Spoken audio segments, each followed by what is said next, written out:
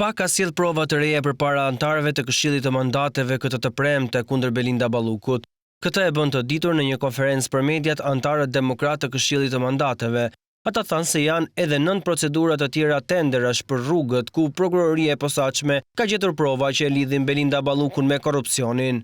Prokuroria e posaçme ka marrë të pandehur zonjën Balluku për tenderin e tunelit Llogaras.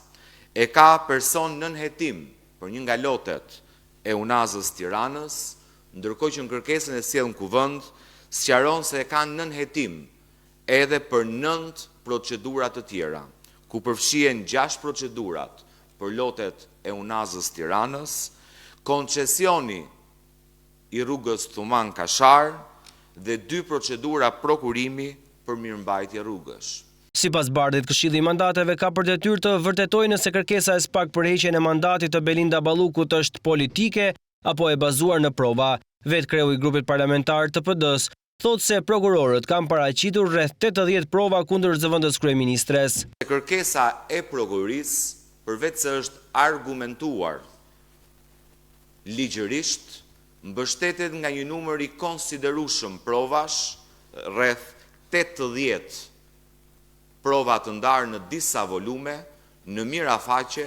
Gazmend Bardhi deklaroi se kostoja e korrupsionit të Belinda Ballukut sipas dosjes së SPAK ka shifrën e frikshme 1 miliard euro. Nuk bëhet fjalë për procedura mijëra euro. Totali të 11 procedurave prokurimit korruptive për cilën akuzohet qeveria e Edi Ramës ka vlerën e mbi 1 miliard euro. Ka caktuar se ku duhet shkojnë parat e fituara, ku ka zbatuar me provat prokurisë porositë e kryeministrit për shpërblyer njërin apo tjetrin, tentohet të zvarritet. Nënkryetari i PD-s shton se Belinda Balluku ka nisur kërcënimet ndaj dëshmitarëve, ndërsa akuzoi Niko Peleshin se me qëllim nuk përcaktoi një datë të ardhshme për mbledhjen e Këshillit të Mandateve për të vendosur për mandatin e Ballukut. Bëhet fjalë për vartës që janë duke bashkëpunuar me drejtësinë. Pra janë duke treguar të dhëna që ndihmojnë hetimin. Dhe kjo është arsyeja pse prokurorët kërkuan që mbledhja e ardhshme e Këshillit të jetë pas 3 ditësh, maksimumi 5 ditë nga dita e djeshme, pra ose të hënën ose të mërkurën e javës së ardhshme.